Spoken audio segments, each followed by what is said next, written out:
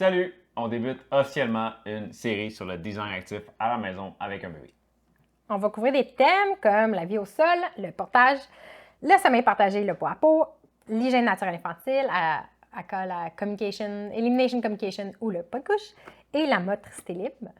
Donc, on va faire une série d'épisodes audio pour le podcast. Les vidéos, comme d'habitude, vont être uploadées sur YouTube.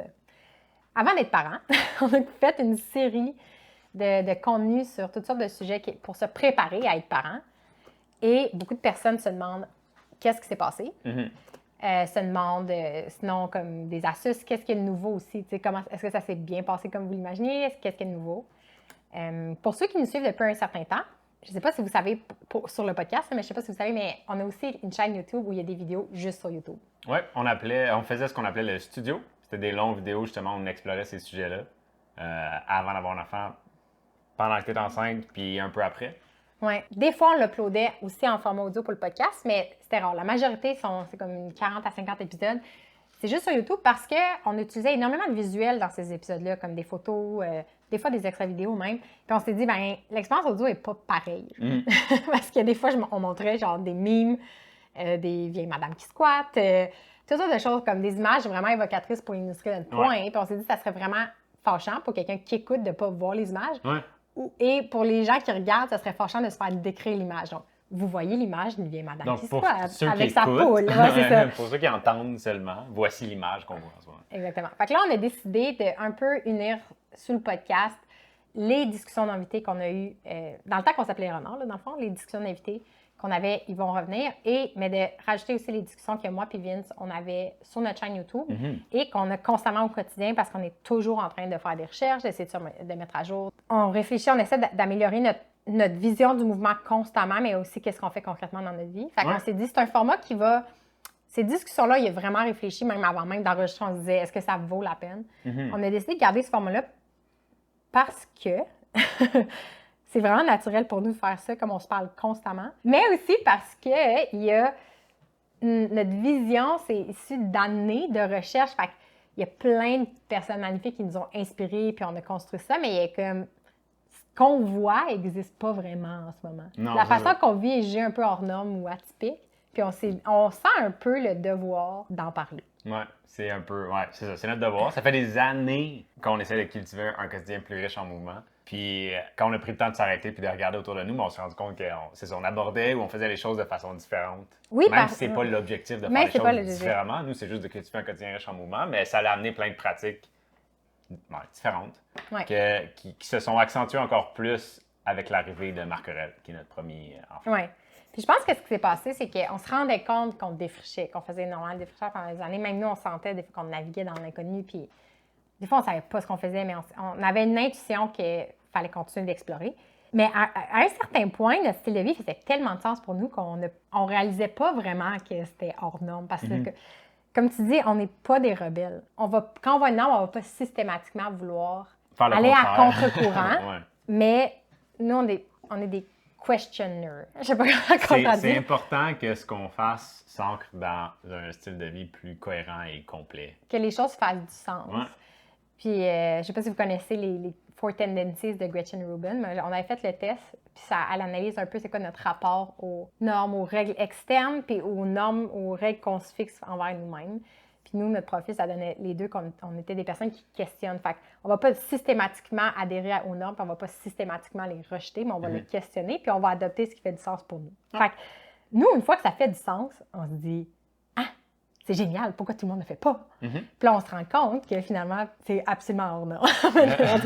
Mais en tout cas, puis on a attiré à nous, on s'en rend compte aussi, on a lancé un appel à tous pour un projet pilote, puis les gens, on se rend compte avec qui ça avait résonné, mais c'est des personnes comme nous qui étaient intéressées soit par une pratique, soit par le mouvement en général, ou par plus une pratique, mettons, de parentalité proximale, puis qu'une autre va l'intéresser. Fait que, mettons, la personne va être intéressée par le portage, mais est intriguée par le sommeil partagé, ou va être intriguée par le sans-couche, mettons, puis va dire comme « Ah oui, c'est relié à telle affaire ». Fait on se rend compte qu'on entend à nous des gens qui ont comme une certaine curiosité, une capacité à s'émerveiller, qui sont proactifs, qui ont envie qui se disent genre ah oui, il me semble qu'il y a quelque chose cloche avec le style de vie moderne. Oui, qui sont prêts à reconnaître qu'il y a peut-être quelque chose cloche avec le style de vie moderne, qui sont prêts à essayer, ouverts à essayer des choses plus alternatives pour moins ressentir ce feeling-là que quelque chose cloche, puis l'adresser. Puis il y a une envie de se reconnecter à la nature.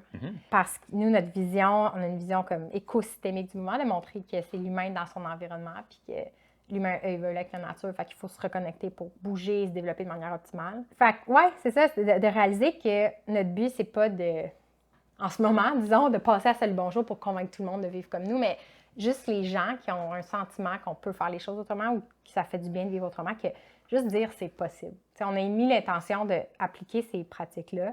C'est pas nécessairement facile tout le temps, mais c'est possible. Puis que ça donne juste envie d'essayer puis de questionner les choses. Parce que nous, les bénéfices qu'on en a ressentis, c'est à tous les niveaux. T'sais, on bouge davantage, on bouge autrement, on se sent plus proche de la nature de plein de façons, si on va en parler. On sent aussi qu'on gagne du temps dans l'immédiat, mais aussi on investit dans notre futur. On a économisé tellement d'argent. Ça aussi, il y a comme le mouvement des bénéfices physiques, mais aussi des bénéfices autres là, que juste le corps ou l'esprit.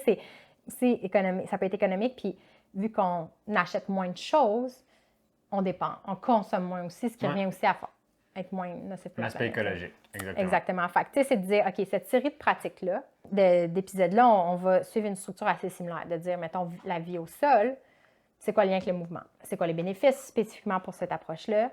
Comment on s'est structuré, organisé? Qu'est-ce qui est arrivé quand le bébé est débarqué? C'est quoi l'expérience réelle? Puis d'adresser comme autant les idées coup de cœur, ce qui nous a le plus aidé, d'adresser aussi les défis puis les barrières.